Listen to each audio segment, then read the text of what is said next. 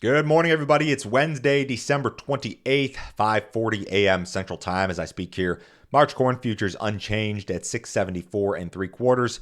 March soybeans up 11 and a half at $15 and a half. March Chicago wheat unchanged at 774 and 3/4. March Kansas City wheat unchanged at 879 and a quarter. March spring wheat down 3 at 931 and a quarter. If you guys are listening on the podcast, appreciate it. If you're watching on YouTube, subscribe, like, comment. If you'd like some additional information from me, visit my website, www.standardgrain.com. Check out my premium subscription service today, guys. I send my premium subscribers a ton of information direct from me every single business day. Morning email goes out about 5:30 a.m. Central Time. In that email, you'll see every overnight headline you need to be aware of. Charts, graphics, weather information, all of my grain marketing recommendations. My daily subscriber-only videos are part of this deal.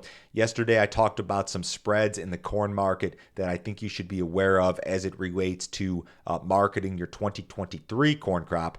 We talked about capturing carry as it relates to those bushels. There's actually some stuff I've got my eye on right now. If you guys are interested in this sort of content, sign up today, $50 a month. Cancel at any time, no other fee, no other obligation. Nobody will try to sell you anything else, I promise. We've got a big warm-up underway in the United States following a recent cold snap. On average, over the next 7 days, temperatures across the Corn Belt and much of the U.S. plains will be 10 to 15 degrees above normal. Now we're back to some warmer temperatures here this morning.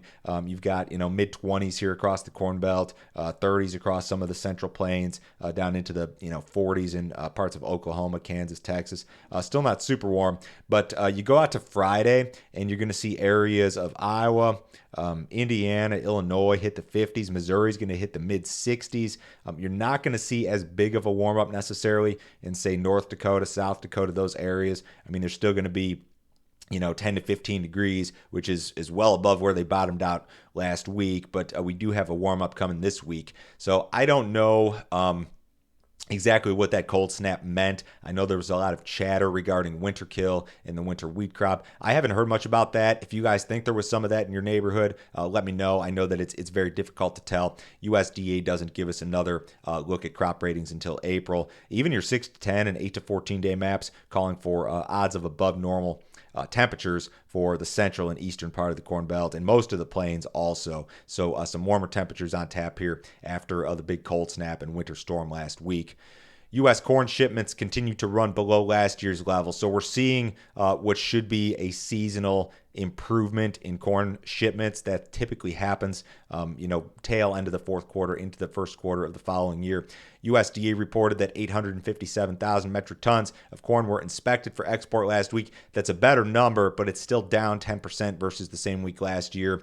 Accumulated corn shipments for the current marketing year are down 28% versus the same period last year. Accumulated corn sales down 48% versus the same period last year. So again, same story, different day. The poor pace of corn sales and shipments out of the United States is a glaring problem. USDA will likely make another downward revision to their forecast for exports on January 12th. Soybean shipments were okay last week, up marginally versus the same week last year.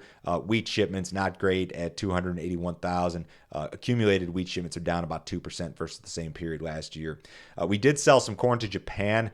This was a 7 million bushel sale. The vast majority of it, though, was actually for new crop delivery, 23-24 delivery. Only a small amount for delivery during the current marketing year, and that's really what we could use some more of right now, in my opinion, at least. Optimism regarding China's reopening continues to swirl. I think this had a lot to do with the spike up in the soybean market early yesterday.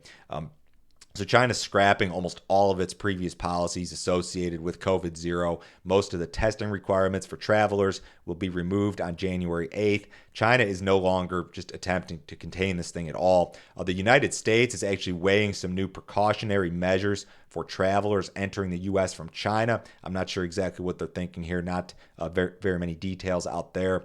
Airplane ticket sales out of China surged following Beijing's decision to open the borders. So this is a huge deal. I mean, China is the largest global soybean importer by a tremendously wide margin. Also a huge importer of corn and wheat. This has some demand implications, I think, and I think the market may be thinking that way. I wouldn't be surprised if maybe we saw some flash sales or something in soybeans here over the next couple of days, the way that the market's acted. Just my personal thought. Brazil's forecast is mostly wet. Argentina is drier by comparison. So I've got the map of South America on my screen here. This is what's expected through January 6th. So your Brazilian corn and soybean growing areas here, I mean, you've got a lot of rain in the forecast. These far southern areas not as wet. And then Argentina, your key corn and soybean areas here. Some areas will do all right, but a lot of areas are going to see little to no rain here over the next 10 days or so. So I think the general theme remains intact here. Brazil's got a record crop, probably in the bag at this point, barring some late season weather anomaly. And Argentina's going to have some problems. The market is in the process of discounting this, or maybe has already discounted a lot of this. It's tough to say. Some analysts project that gas prices will rise again in 2023. Gas Buddy projects that U.S. gas prices could again hit the $4 per gallon mark by next summer during peak driving season. Right now, prices at the pump in a lot of areas of the country are below $3 per gallon. The national average was $3.13 yesterday. The all-time high of $5.02 was posted in June, so you're talking 6 months ago. If you were to see a 25% rise in gas prices over the next 5 or 6 months, I think the big implication, I mean, yeah, that sucks if you're a consumer. The big implication for me, the way I see it, is on the inflation data. If you see that big of a spike in gasoline prices over the next 5 or 6 months, you know, for right now, it looks like inflation is on its way out and we're on the backside of it. But that doesn't have to be the story necessarily. You could see a return to inflation next year. And if gas prices rise 25%, that probably wouldn't help the situation. Cattle market was mixed yesterday. We had that cattle on feed report on Friday. I'd say it was a little bit bearish, but the markets didn't seem overly interested in that. U.S. dollar's a little bit lower this morning. Stock market's higher. The S&P's up 10. The Dow Jones up 100 points. Bonds up just a few ticks. Gold's down $12. Crude oil down 16 cents at $79.48 in the March WTI. Have a great day, guys. I will talk to you on Thursday.